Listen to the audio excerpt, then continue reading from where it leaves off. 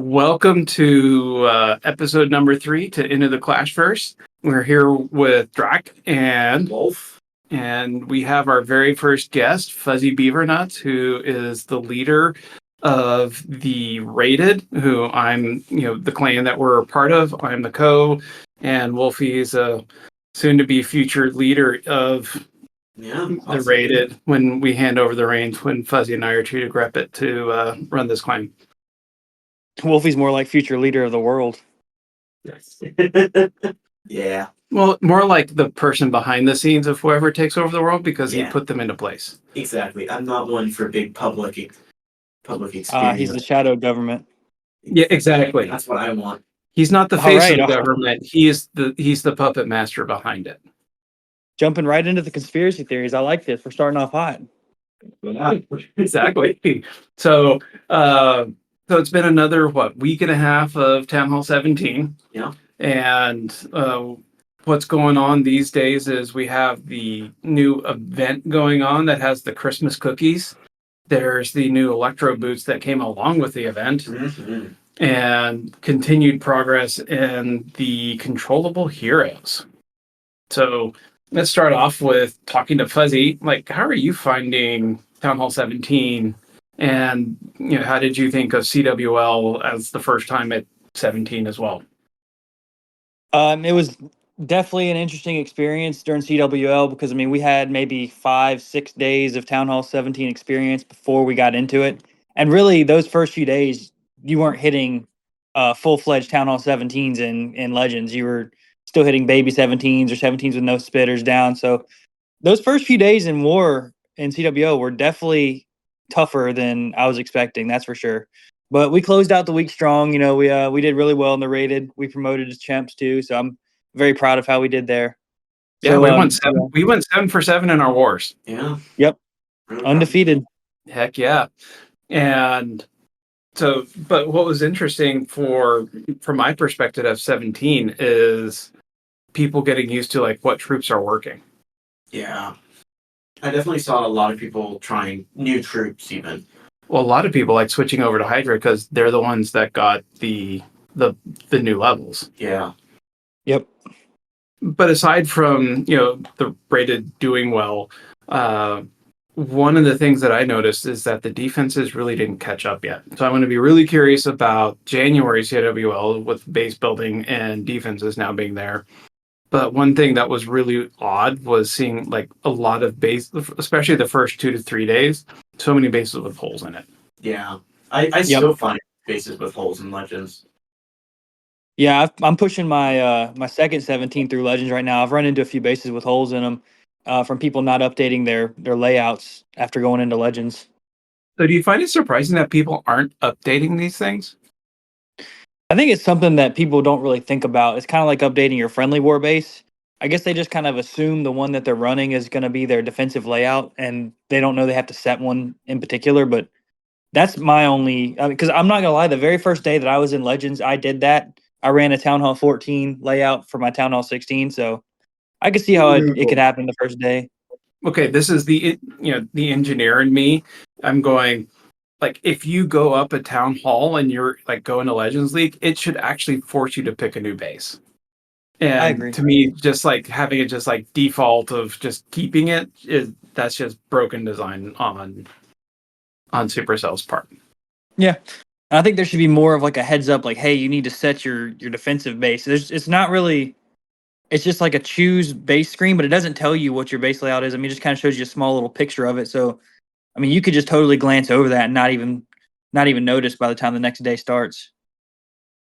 They do the same thing, or they do something similar, where if you upgrade your Town Hall and they think that it's too quick going up, they will pop up a warning.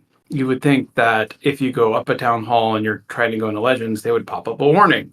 It's really easy to do. Yeah, I agree. All right, so let's switch to the next topic. How are you looking at Legends League now at 17 and comparing it to what it was like at 16? So I don't think we really have a good grasp on what 17 is going to be like right now, just because we're only a couple weeks in. But so far, the first couple weeks were pretty easy. But I'm definitely finding some resistance right now That's for sure. Especially around like the 57, 5800 mark. It seems like the base designs are starting to catch up a little bit. And for me, I run Fireball Switch, so I'm finding a lot harder of a time getting good value out of my Fireball or getting a good funnel. A lot of bases have been designed like that they've been sniping my Warden out to where I'm just trying to fight for 2 stars at some point. So it's definitely been an adjustment for sure. So, just out of curiosity, have you tried switching your Warden out for your minion prints on Well, defense? oh yeah, on defense, yeah, I have him swapped out, but on offense, I still keep him because I'm running the Fireball, so need him there. Me personally, I swapped the Warden and the minion prints, and I think defensively that's actually working really well. Really? I swapped my king and mini prince. That's also good value, I think. So I'm curious, why do you keep your king? So many hit points. Fair. Yeah, exactly. He's just a wall, especially You know, against dragons. Oh, because they just sit there and go. Yeah, they just hammer away at him. I mean, it takes a good 10, 15 seconds for them to take him down. So, all right. But speaking of Legends League, when back in Halloween and we had our most favorite event, Lava Loon, I think all three of us here, I caved eventually, but we all love the Lava Loon in terms of that event. How are you? You know, the cookies are back. And last year, I remember they were just monsters. They were all over the place. Everyone was using them. How are you finding that experience now this year? I am using exactly one in my army, and it's really more for like a cleanup or a funneling troop. I just replaced my baby dragon with it just because it's the same housing space, but it does a crazy amount of damage. So it can one shot those hero halls that are out on the outer edge. But last year they were so good because they were paired with root riders, and root riders were insanely strong, and they could just open up all the walls for those cookies to come in and just tear through everything. So that's The why one, they were so good last year. yeah, the one finger deploys of the armies. And those Santa spells, or the what was it, the frost spells, where like the little frost mites would jump out of it and freeze all the defenses. That also played a role last year too. But in Legends, are you seeing many people use them? To be honest with you, not really. Maybe here and there, but definitely not like Lava Loon when it was just every single attack. Yeah, and like I think I've had one person hit me that used more than like 3 or 4 cookies. Yeah, same Yeah. here. But Because one of the things that I was expecting when first even talked about doing this episode was how event troops impact Legends League and other things. And I think this time around, I think a lot of people, especially where up in the levels where we are, learn their lesson of like, nope, we're not using event troops. yeah, because it really makes you rusty at your main attacks, and as soon as the event's over, there goes your reliant army. And the event usually ends right at the start of CWL too, so you're really rusty. Well, that's the other thing that I noticed that Supercell changed is a lot of times the events lasted 2 weeks. Now they going all the way to the end of the month. This is the first like metal event we've had in a couple months, right? I think so. Well, because we had Hammer Jam, which that was the event. Yeah. And then Town Hall 17 came out. We didn't really have an event because it was Town Hall 17. So I think it's been a full quarter since we've had a big metal event like this. Probably for the good. Better. Yeah, since on me especially. Yeah, since October when we had the Lava Moon. Lava Loon, yep. Speaking of events, there was a new epic equipment released for the Royal Champion, the electric boots. Let's have everyone's hot take on that one. Fuzzy, let's start with you. They look really good. I personally haven't had a chance to use them yet. Mine are still in the shop being upgraded. I think I got them like level 14 or something right now, so I still got a little ways to go. But I've seen Shub use them. I've seen a couple other people in the rated use them, and it looks really interesting doing that RC boot walk. Yeah. I don't know what to call it, but it looks pretty cool. I think you've done it pretty much all of Town Hall 16, at least with your similar version of the RC walk, just without the boots. Well, and now I'm fully doing it at 17 with the boots. And I started copying. At least you're still learning from the master. But It has better triple hits. Sorry. So what's your target when you're doing that RC walk? All it is fumbling. It's Really? So I have targets usually. One, I want to end, if I can, at the CC and pull it, because then I can go and drop the queen down and lure the CC over, and the queen will take it out. Because especially when you have a bunch of ice golems, she can sit there and blink on them while you're setting up the rest of your funnel. The other one is funneling that's number 2. And number 3, if there's like value, there's a lot of times I'm noticing bases, they'll put like all 3 ricochet cannons on one side. There's several times I can RC walk and get rid of all 3 ricochets. And if you're doing the rest of your ground army, the ricochets are gone. And that's huge. Yeah. Yeah, I think ricochet cannons are one of my more scary defenses that I look for when I'm trying to fireball something. If I can take out a bunch of ricochet cannons that's going to affect my root riders and bouts, I'm going to take that out. Yeah. That makes sense. Even Those though ricochet the cannons spirit are walks deadly. are really close to perfectly reliable, I am finding that the ricochet cannons can usually are the enemies of my walks. I think for me, what is the subtle enemy that I'm finding is and because it takes out the spirit fox, is the fire from the town hall, because it has that residual, lava, poison, whatever it spits out, winds up slowly taking out my spirit fox if I get too close to the town hall. Yeah. Especially with like all it takes is 0.1 seconds and the town hall fires. Yeah. And the other thing that really gets me on the RC spirit walks is if I get too greedy. Yep. That's what kills me on my fireballs is I try to go for a target that's too deep, and then my RC gets killed by, or my RC, my warden gets killed by an RC or something like that. It's hard to decide where to enter 17, from they have that sometimes. 3rd ricochet, the 3rd multi-archer. How does that impact? I'm going to ask this both to you, Fuzzy, and to Wolfy. How does it impact your decision having that extra 3rd one, especially if people are like trying to like triangulate on their base? Yeah. I usually like to go in and go for at least 2 of them in the fireball value. Because I find that the fireball is best used either on the monolith, the CC, or 2 or more of those big priority things like the ricochet cannons, the fire spitters, the multis, things like that. And anything else is just a bonus. But I'm not one who usually does fireballs anymore. Yeah, but Fuzzy still, he said he loved his switches. So the difference between 16 and 17 with switches, was there a big difference in terms of like how you're like breaking things down and looking at it? Oh, absolutely. So in 16, my primary targets were the Eagle artillery and whatever value I could get around that, or if I could get the CC and like the mono or maybe like a spell tower or something like that. But my primary targets were the Eagle artillery and the CC. Well, now it's see if I can get a fireball to hit the CC or get as much value as possible while still funneling. Basically, the bases that give me the most trouble are those ones that are really spread out, where it has an individual defense just surrounded by walls. Kind of like I have a base like it's kind of hard to describe, but to me it kind of looks like a spider almost. It's been harder. So are you scouting tempted to switch fireballs, out to that's a for different sure. comp at all, or are you going to still stick with switches? So on my other 17, I'm actually running Hydra, just in case I need to switch to that.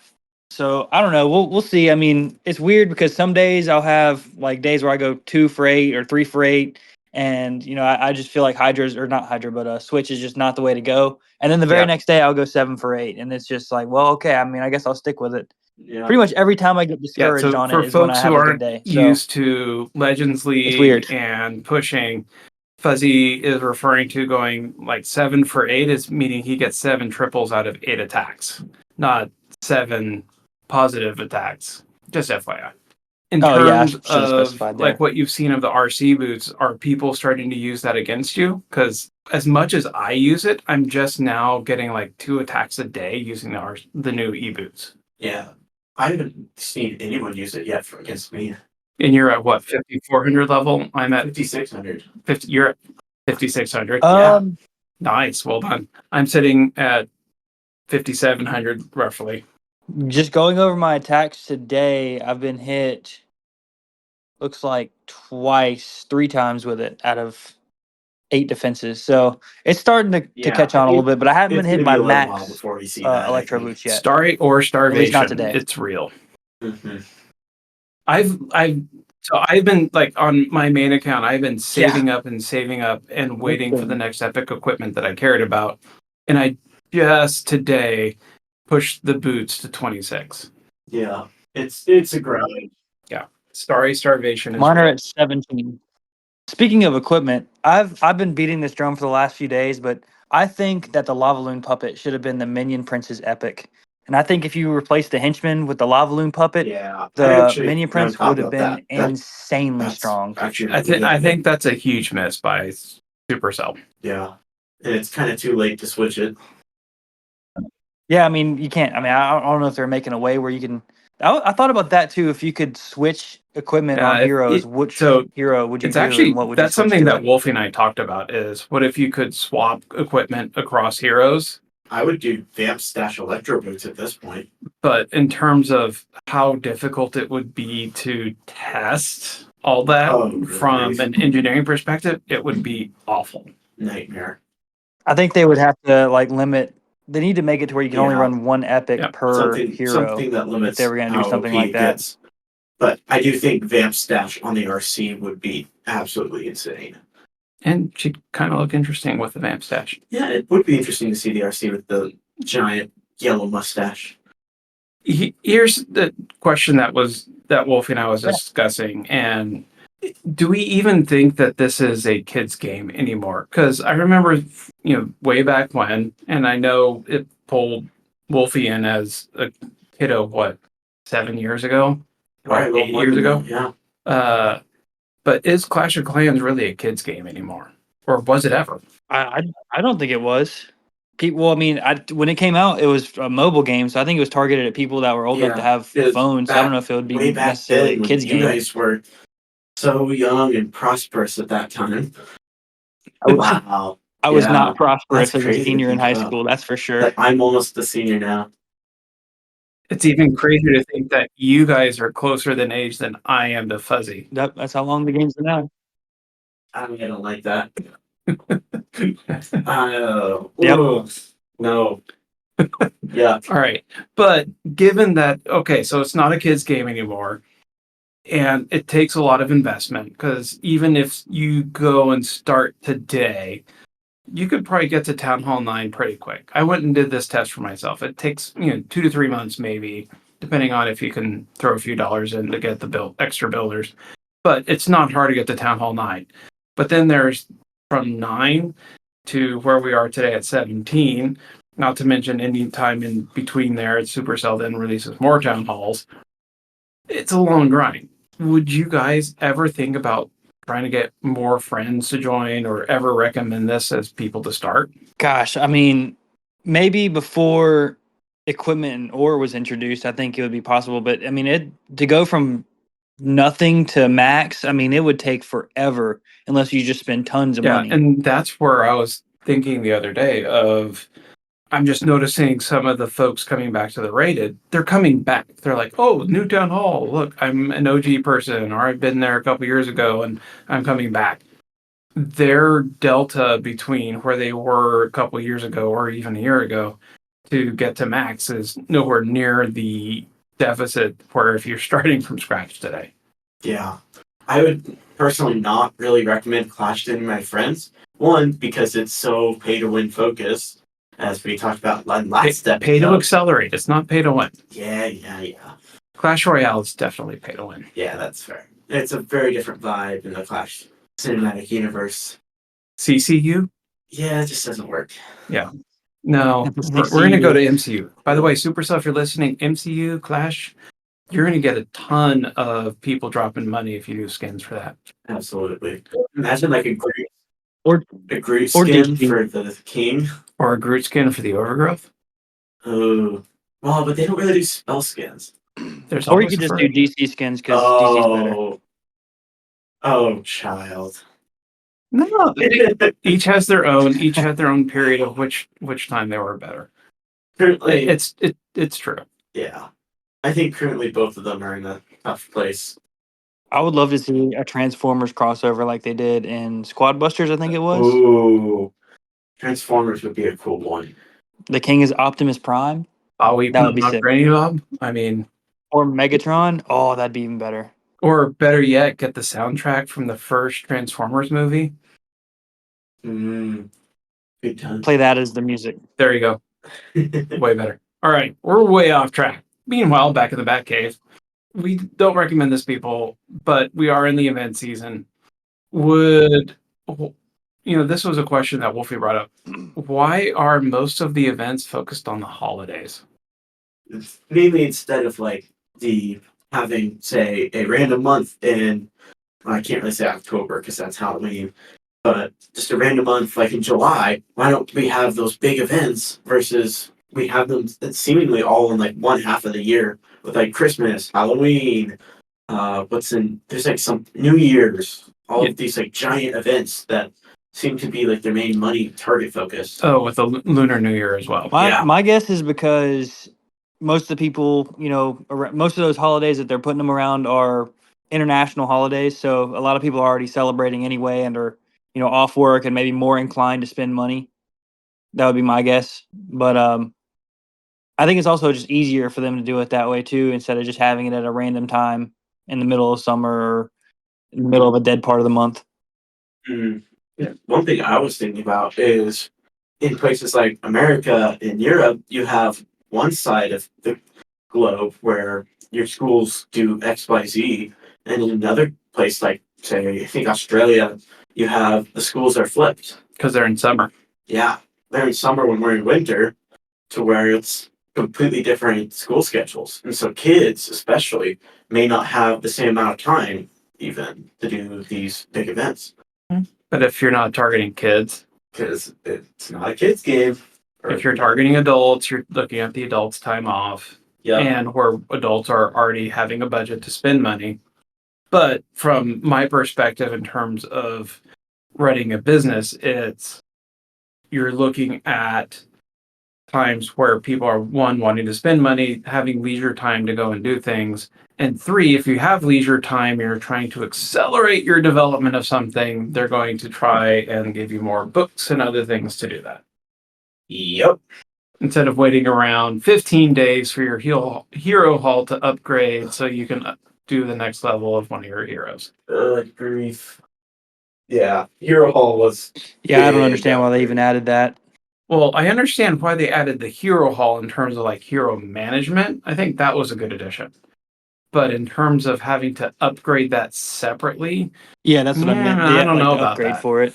Yeah, I think that should just come along with like the town hall. Mm-hmm. I agree. I'm of the same opinion. So, all right.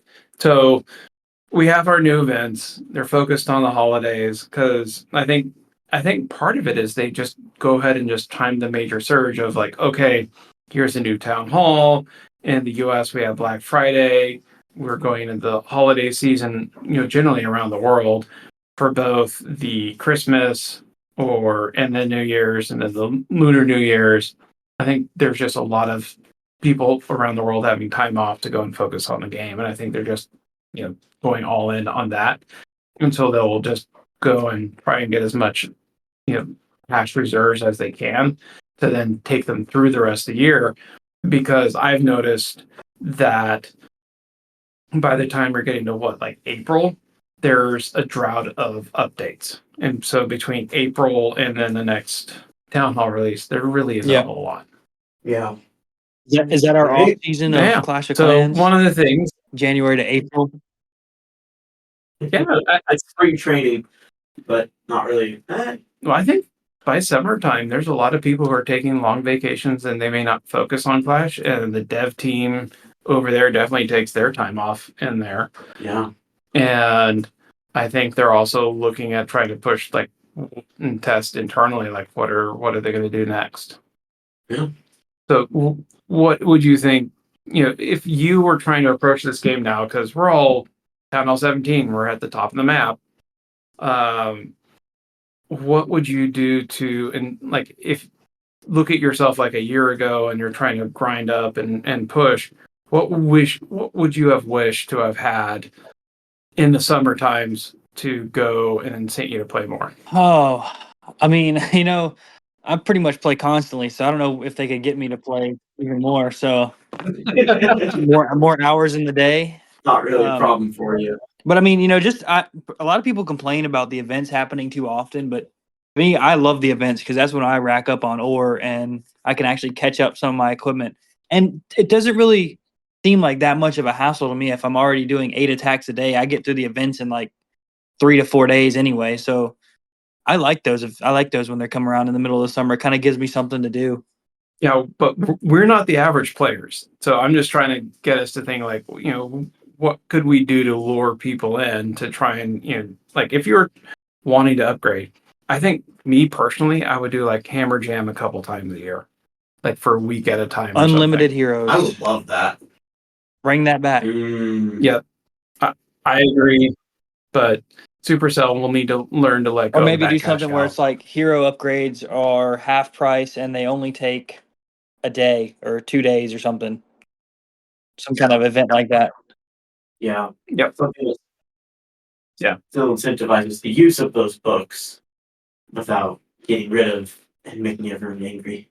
Yeah, I would do half price everything, like half price heroes, half price upgrades, Half half price on price hero time. books across the board.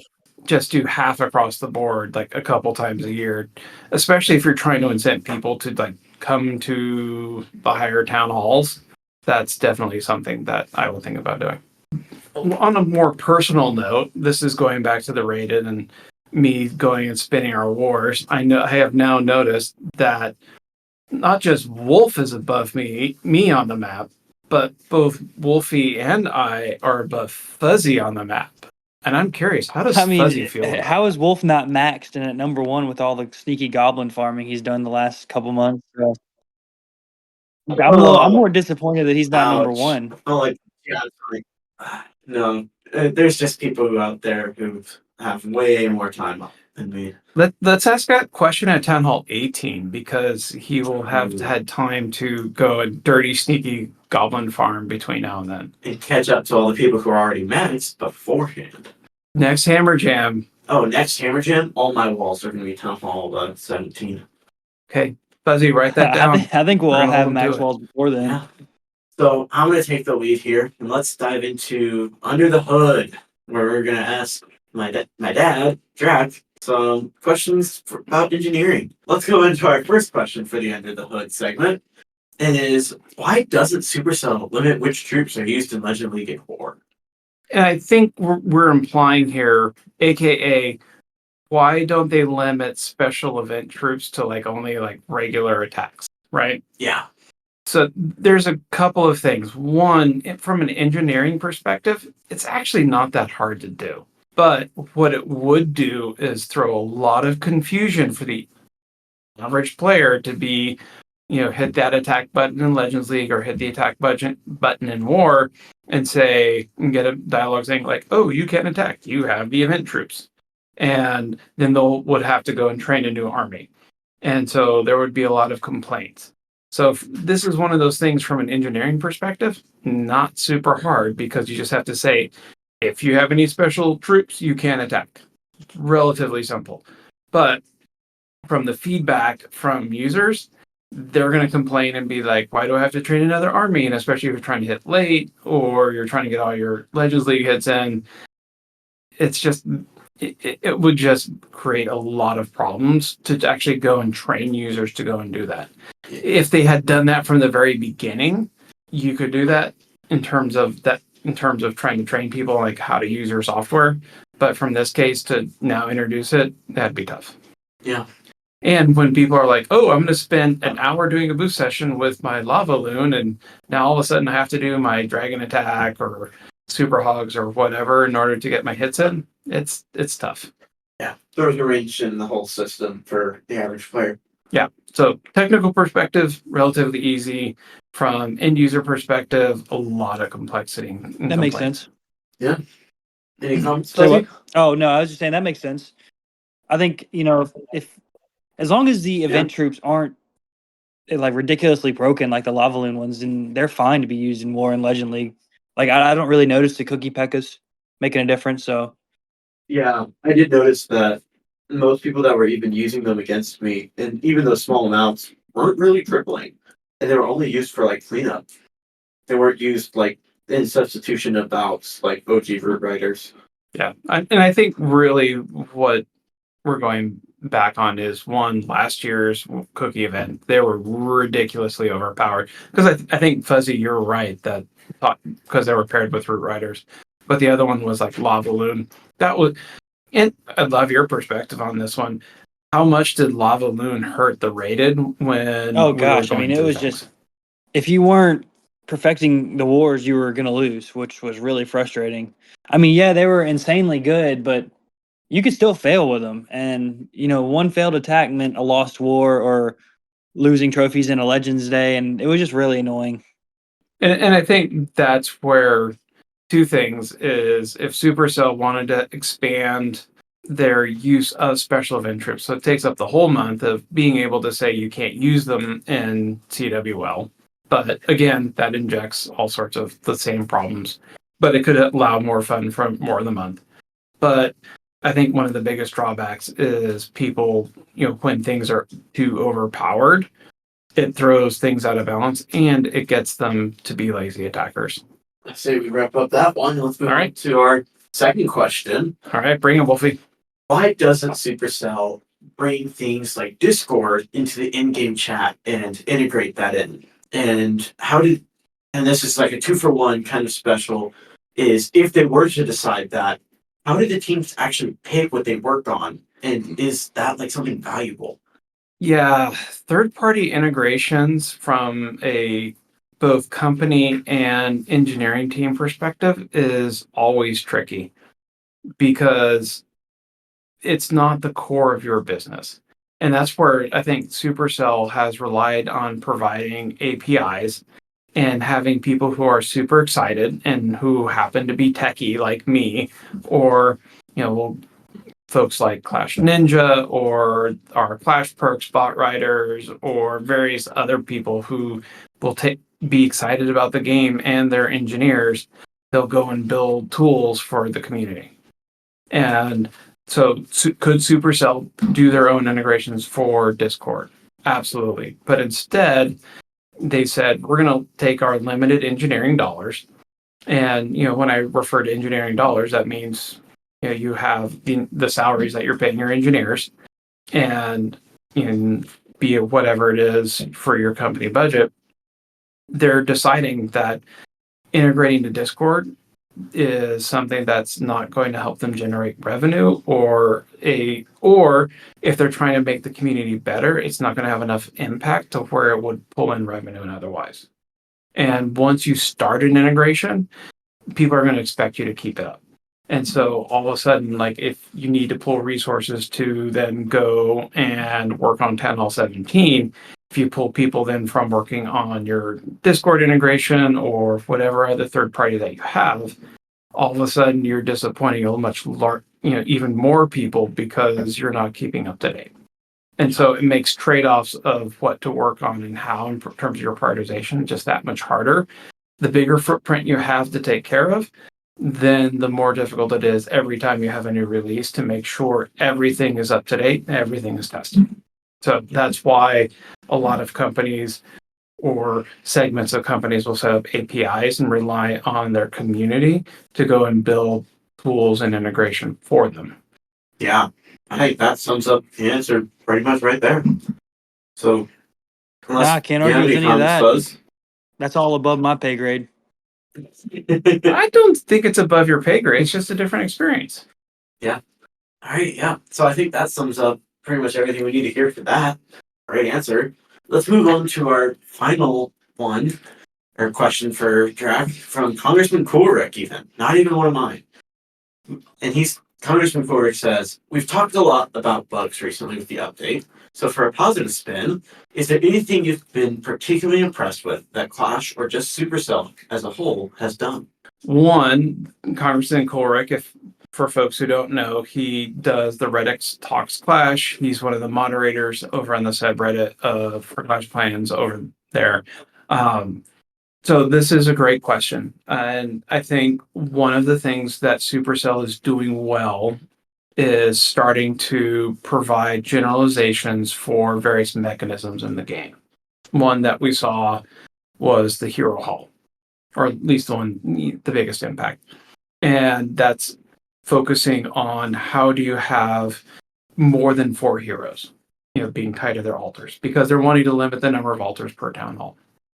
And having a mechanism to where they can add more heroes without necessarily adding additional altars and other things and being able to interchange them, great addition. I love that they did that. We also see that, actually, the first one, I think, was the equipment.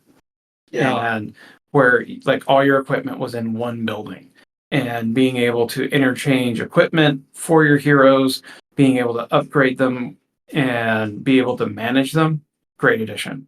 And now we're starting to see this with the new, what is it, the Apprentice Hall? Is that what it is? Yeah.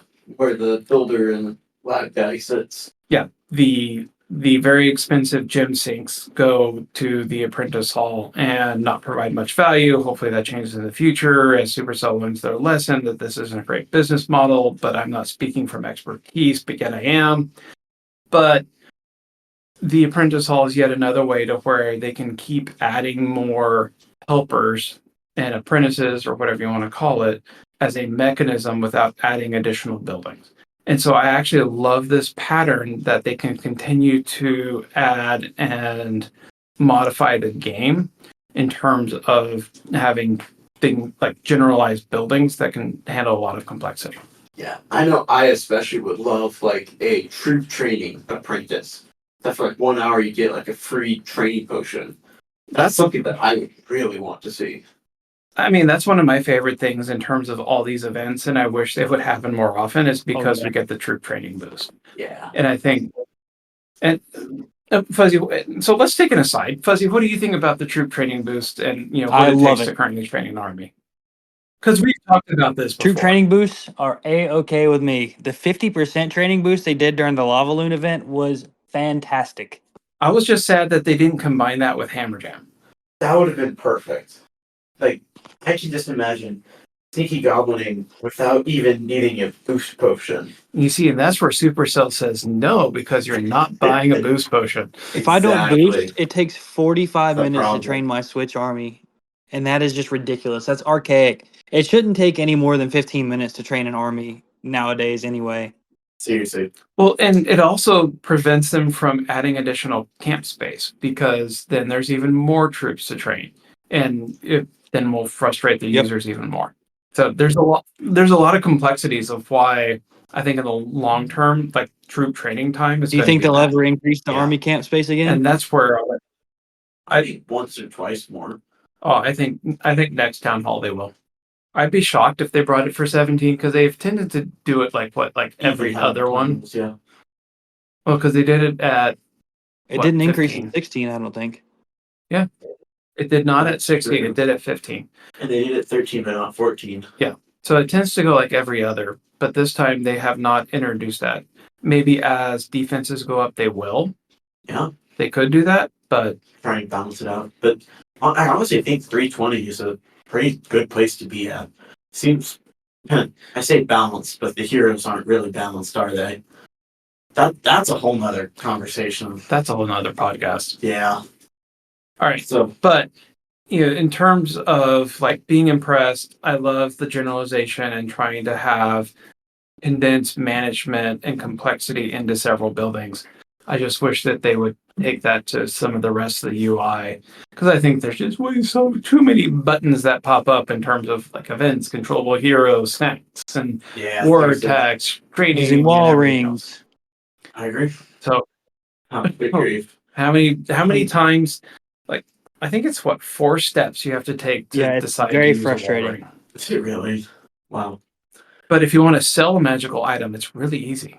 You can sell the wall rings Yeah, faster than use them. like even wall rings now are pretty much useless at the higher town hall levels. You need like 9 of them to upgrade a town hall 16 wall to town hall 17.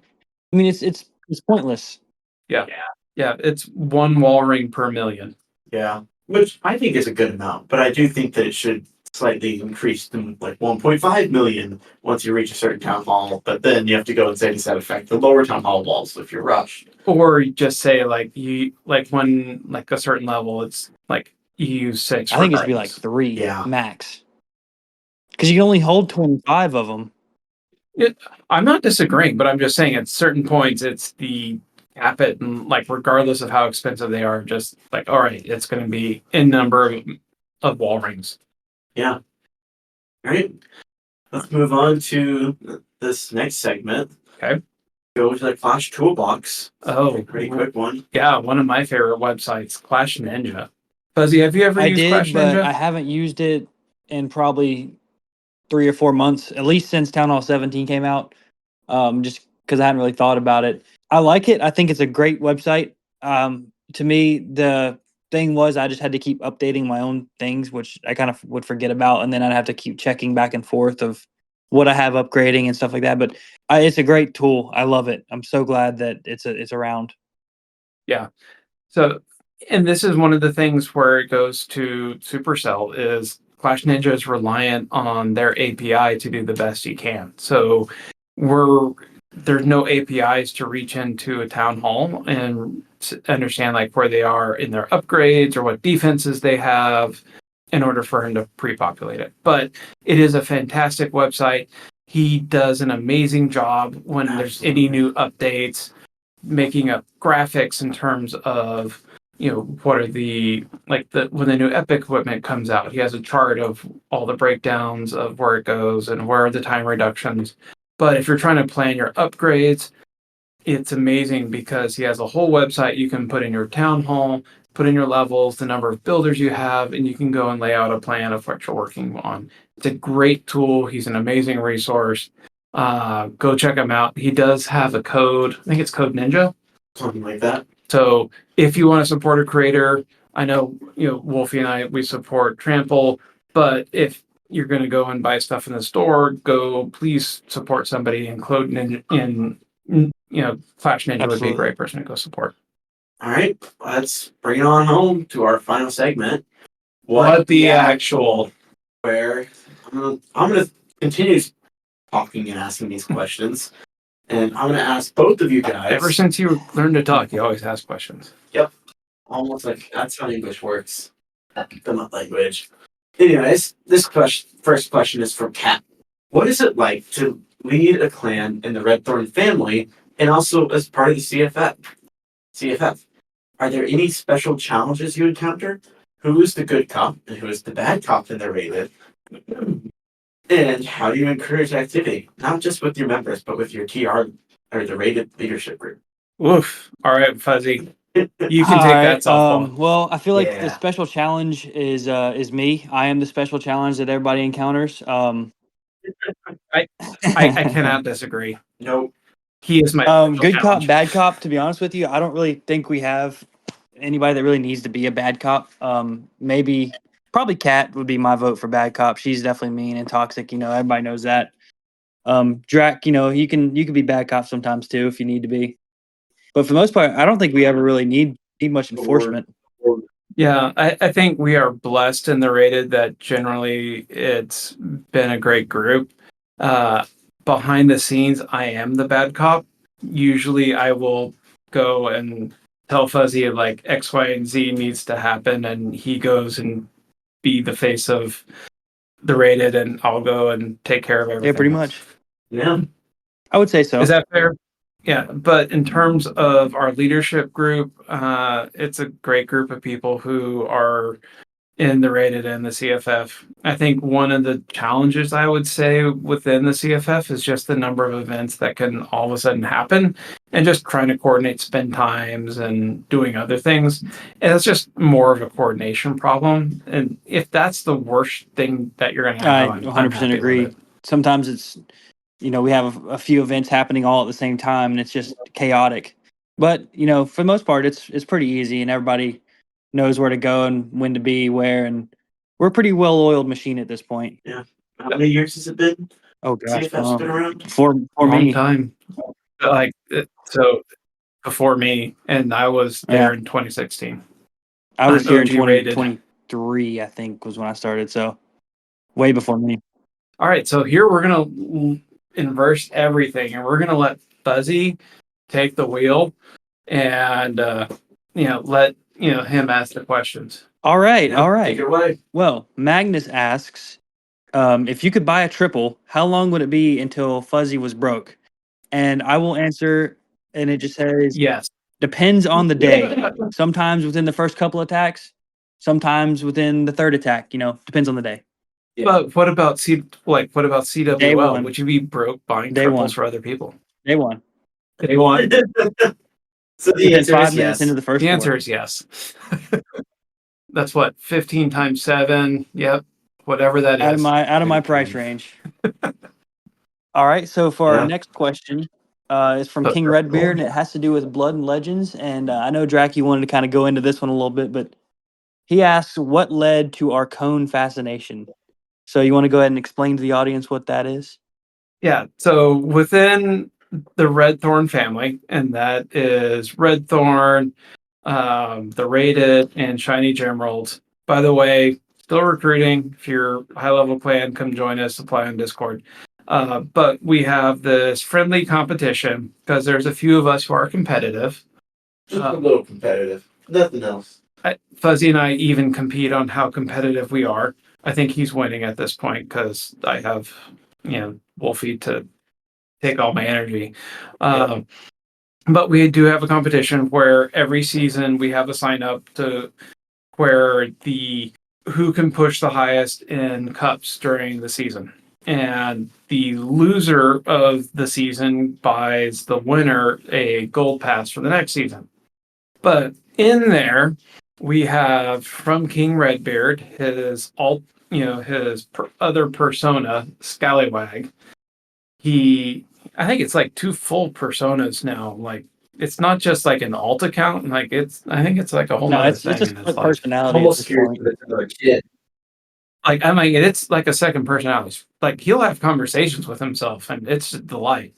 But he has an account in there, Scallywag, that is a full town hall lower than the max. So King Redbeard is a 17, Scally's a 17 or 16, and Scally is the cone holder. And whoever comes in at or below Scallywag gets the cone of shame. And so for me personally, the cone fascination is one, I would like to avoid the cone. I have yet to do that. That's how good, King is at playing this game. I have yet to avoid the cone. So one, town hall level above. yeah, I mean, he's a monster. If you ever want to come over and learn from, a great person, he's one of them. But in terms of the fascination, one, I would like to avoid the cone for the first time. I think I'm on track for the first time ever now. For the first time in ever. Thanks. And the other thing is, snark is my love language. And so for me, like the whole cone fascination, it's a shtick. Now, and that's taken on a life of its own. It's a life of its own.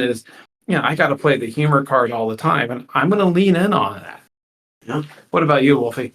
Personally, this is my first time in Legends. I'm not signed up for Bud Legends. My goal is just to come in a little bit above the cone. That way, next month I can avoid some of the shame that my dad has been part of for so long. The shame you've brought to our name. But it's to King, so I'm okay. Yeah, fair. All right. What about you, Fuzzy? What's your fascination with the cone? Because I see you on Discord, so I gotta let have it out. never received a cone in my life. So I'm trying to keep it that way. Opposite of my dad. And right now, both me and Drac, we are safe. Wolfie, on the other hand, buddy, I hope you like I'm hats not because you're signed gonna up. get a cone. You're gonna get a provisional cone.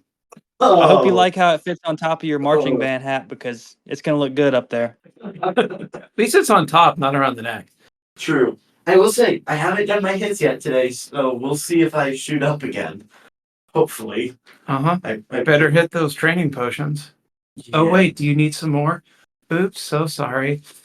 So, All right, back to you, Fuzzy. All right, questions from Fuzzy. Here we go. All right, question number 1. What is your guys' favorite Christmas movie? We'll go Drac, Wolfie, then I'll answer. All right, I'll start off. My current favorite is actually Arthur Christmas. yeah. It's a niche one, but it's pretty good. It shouldn't be niche. It's excellent. Yeah. So I'm gonna answer for second here. And it may not be my favorite, but Die Hard. That is a good Christmas movie. Fantastic It's Christmas such a movie. good Christmas. That was going to be my answer. But if I'm I'm glad we're in agreement. But Kat's going to disagree. But I think before wrong. Arthur Christmas came out, my favorite one was Christmas Vacation. Ooh, Christmas Vacation's a good one. That was my number one until I saw Arthur Christmas. That's probably my actual favorite. Christmas but Vacation Die would Hard's probably be mine. my fifth favorite behind Die Hard 1, then Die Hard 2, Die Hard 3, and Die Hard 4. Called it. I'm sitting here holding up my fingers while you're labeling those off. He was counting. And I know it's hard for you, but you got this. Well, getting past 4 from band is always a difficulty. Okay, wow. That's a good turn on myself. All right. All right, let's see. Question 2. Yeah. So Texas is known for its barbecue. North Carolina has barbecue too, but we're known for our pork. I know you guys do beef, and I'm sure you guys do pork too. But what is your favorite barbecue spot to eat at, and what do you guys usually order? Rudy's. Nope, hands down. Rudy's is my favorite. Oh, but Salt Lake. Oh, hold on. Rudy's is better in like the morning because you can get like brisket tacos or something like that. But Salt Lake is better if you want more like a sit down meal with your family, like way less formal or way more formal. And then Rudy's is there for that informal, get your hands dirty kind of barbecue. See, this is where youth and inexperience is talking right now. Okay, wow. So Rudy's is what they call themselves is the worst barbecue in Texas. Now, one of the things that they're great for, and it started here in Austin, is breakfast tacos. Ooh. And where it's like egg and bacon and in a tortilla, or egg and brisket in a tortilla, or various combinations that you can get. Rudy's is my favorite breakfast taco place, hands down, period. Now, barbecue, in terms of the rest of it, I am like, Texas is big on brisket. I am not a brisket person, never have been.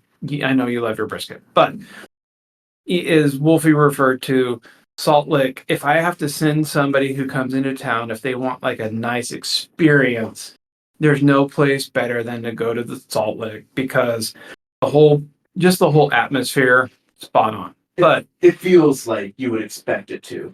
If you're willing to go wait in line, there are several places around that you can go get amazing brisket. My current favorite is actually Interstellar Barbecue. It's actually surprisingly not far from our house, but you still have to wait 3 hours in line to get it. No, thank you. There's my buddy Franklin. Yes, I know Franklin, at Franklin's Barbecue. And amazing, and especially his sauces. And the irony is, I will say, if you have to sauce your meat, you have cooked it wrong. I know North Carolina is famous for their, vinegar sauces for their stuff. But Franklin's is a great spot. But again, you have to wait in line forever. But if I have to send somebody to that's not any of those, I'd actually go to Black's or Schmitty's. Those are fantastic places. I love ribs, especially slow cooked, either beef or pork short ribs. Yum. Those are my favorites. How about you, Fuzz? This question, I kind of regret asking this question now because I'm getting hungry thinking about it.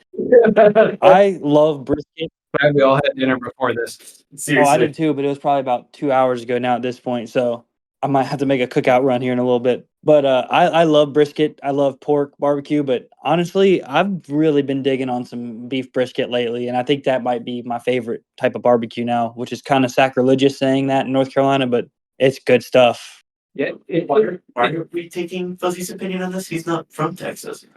He doesn't have good barbecue up there. Oh, we have again, good barbecue. let's stop being a joy stealer.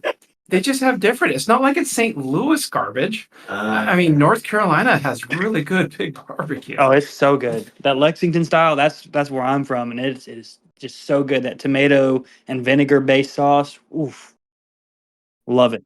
Yeah. But that's the difference. It's like, to me, like here, it's about like the dry rubs and the slow cook without sauce. Sauces just happen to be for those who need that. But or you want to take that already good meat and just make it to that next level. I personally love me some good barbecue sauce.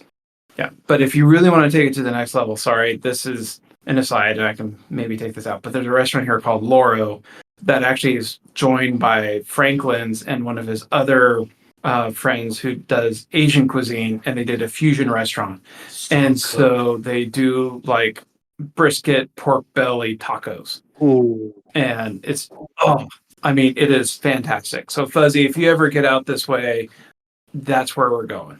That sounds good to me. All right. What else do you got for us, Fuzzy? All right. My next question is for Wolfie. So a lot of people know now that you do marching band and you're very successful at doing marching band. I would like to know what made you choose to go, or like why did you choose to go into marching band, and do you plan to pursue that when you go into college? So I think the thing that made me pursue into marching band was in middle school at our middle school. It's right by the high school. Our middle school was just so successful, and we have a like internationally acclaimed middle school, which is like weird to think about because it's not something that usually gets put out internationally. But there's these small competitions where like one school gets chosen, and we got chosen a couple times. Literally this year, the middle school got chosen, and they're up there right now in Indiana doing a performance. But you are right next door to the marching band, and there's this event that we called middle school night, where the high schoolers, pretty much each of them, like all the trumpets in high school, will take a middle school trumpet almost under their wing, and then you go and you get to see what it's like to be at a football game, and you get to go and watch literally where the band is sitting the halftime performance. And it was like a magical like light switch got turned on in my brain, and I said, I want to do that. And you also got to be on the field that night too. That is true, because during the actual halftime they do this conjoined performance between the middle school, and then after the football game they do a performance. And the people I got put with on trumpet, because I played the trumpet, they were just this next level kind of players, and it was just so magical. And I was like, I want to do that.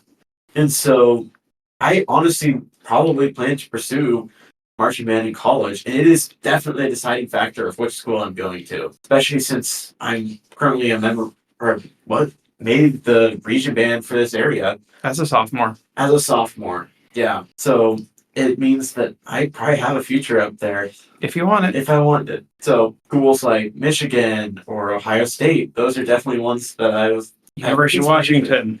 University of NC Washington is State. actually my number one right now. Does NC State have a good marching band? Yeah, but they don't have a music program, so I wouldn't recommend it if you want to go into music. Well, I don't know if I'm going to go into music, but the marching band definitely is a factor that will just help me decide. You're liking computer science with a marching band specialty, right? Yep, that's where I stand right now. Yeah. And so for folks who are listening, if you don't understand Texas football and Texas marching, the school has a stadium that would be bigger than most Division II football or Division II college football stadiums. Yeah. It's massive. So both football and marching band are a big deal. Out of the top 30 schools in the country in terms of high school marching bands, I think close to half were from Texas.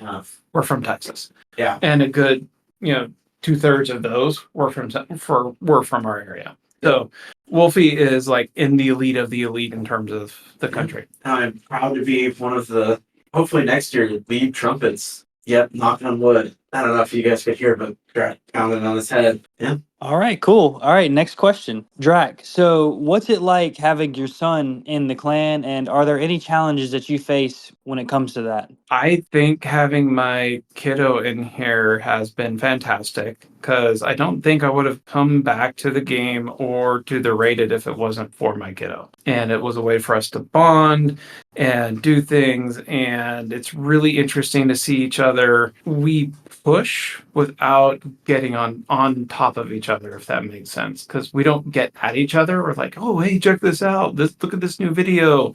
Look at this new Itu, or look at this new blueprint video that's, coming out and like we're always trying to constantly get better. Yeah, if you looked at our messages, it would be like 50% clash almost. And then 30% complaining about Fuzzy. Exactly. Only Yeah, 30%? I know. Yeah. You got to bump those numbers up. Those are rookie numbers. Oh wait, but he has older siblings, so you got to account Okay, for that's that. fair. You may And- be the oldest sibling, but Yeah. So, but in terms of challenges, what's I was pondering this is I think it really the only challenges showed up once Fuzzy dragged me into being and that's where I have to put on like multiple hats, not just hey we're doing Clash together, not just parent, but also responsible for the rated and the war. That's really the only times there's been like some I don't want. I'll just say challenges. It wasn't even a problem. It's just, hey, make sure you get your hits in. Hey, Fuzzy's bugging me. Get your hits in. Hey, Fuzzy's bugging me yet again. Get your hits in. Fuzzy's bugging me a third time. Please get your hits in. I know you're in a final, but can you just pause your final and get your hits in and then go back to your final? And Wish it was though. I would love to like mid math exam, just like say, hey, I need to take a break and just go to a war hit. yeah, but all tongue in cheek, really, the challenges came about just putting on that hat and then making sure you're getting your hits in, and especially CWL. That's actually really the only time it's a challenge. Yeah, especially when Wolfie plans his band competitions around CWO week. Like, geez, some teammate. My fault. Yeah, because he gets so much input on when his band competitions. Yeah, they asked me specifically, hey, make sure to play when this whole international organization is having their competition. I know. Come on. I thought you had bigger influence than that. Oh yeah, It's ridiculous, honestly. Cool. Yeah. So again, the nutshell is CWL is actually the toughest challenge that I have with Wolfie is just mainly the how well he does there, just because the rated is very competitive in a good natured way and just wanting both of us to do well in terms of him also encouraging me to do well and me encouraging him and making sure really it's the timing of the hits. Oh gosh, I'm horrible Yes, the at biggest one. CWL. I'll triple commonly when it's not fresh 17. Like this month, it was rough. We don't talk about my CWL this month. Not this last one. Yeah, but the timing is definitely what I struggle with. And that's what I actually do enjoy about having a dad that's a leader. Yeah, well, that was my next question. What's it like for you to have your dad in the clan? So, if you want to go in on that a little bit, go ahead. Yeah, I think it's definitely something that a lot of people probably don't get to experience.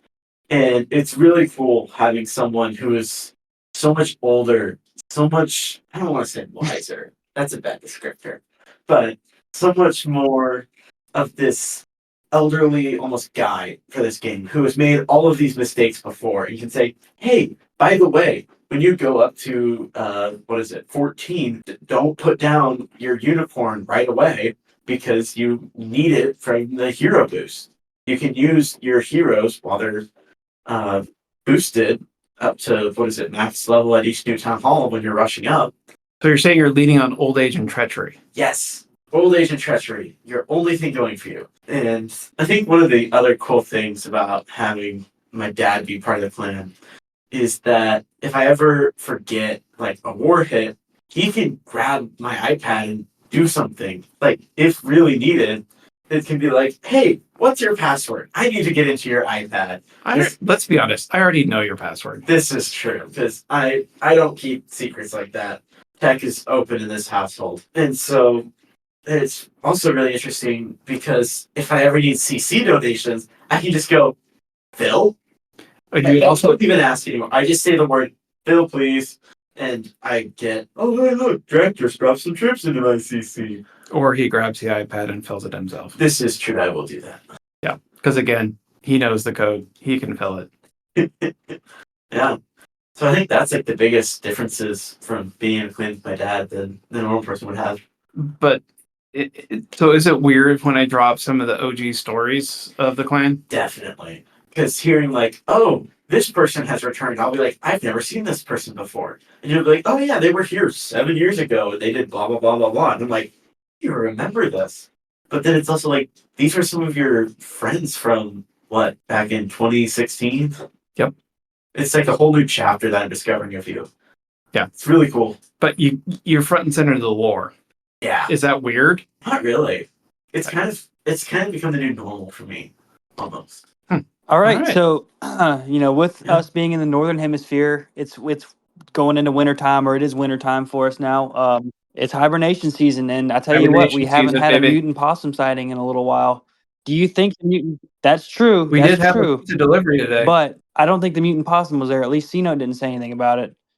Do you think that the mutant possum will return after hibernation, or do you think perhaps a new character in the CFF arc will emerge after the start of the new year? If the mutant possum was a real thing, I know I it's kind of like a UFO sighting. I think I saw one a couple times talking about like tearing off legs and whatnot.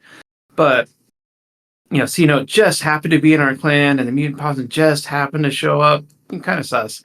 But I'm hoping next year there's like a new character arc. Yeah. Like we're going on in like the DCU or MCU universe. It's like time for a different page and for a different character to show up for sure. That's my opinion. Yeah. What do you? I think we'll see someone going after the arms now. I think we'll get a whole new chapter, new limbs of the tree. Physics, tear his All I arms know off. is it sounds like Yep. there's Oh, a this gate mutant key. kitty on the loose All right, looking what for do you think? shoulders, looking for delivery guy shoulders, from what it sounds like. Mm-hmm. Mm-hmm. Delivery guy shoulders. Interesting. A Interesting. mutant kitty. That's what it So sounded like on mutant the kitty, latest episode of Clash Tours, at least. So I diving better from the tree. you better watch out for that. Yeah. So what do you think? What do you think, Fuzzy? Like, is there going to I be a can't. mutant I Fuzz-nuts don't know showing what up? the future holds. My Pepe lawyer said I can't comment on any mutant possum or any other mutant animal related items at the moment. So that's all I can say right now. So I appreciate that you got to join us, Fuzzy, and I think this is officially the longest podcast Yet. episode that we've done. Absolutely. Yeah. All right. True. So for those who have enjoyed this and endured this marathon session with us, if you're interested more in giving us feedback or wanting to join us over at the Rated, check out the Red Thorn Discord server. Appreciate any feedback that you have. If you want any questions for the next episode, this is our last episode, for this year. So I'm going to wish you all a Merry Fuzz-mas. Thank you, Fuzzy, for joining us. And if you can, please subscribe to our, the podcast either on Spotify or iTunes. We love it. It truly helps us out so much. Just happy holidays, CFF, and thank you guys for having me on. It was a blast. Yeah. Happy Clashmas to everyone, and we'll see you all in the new year.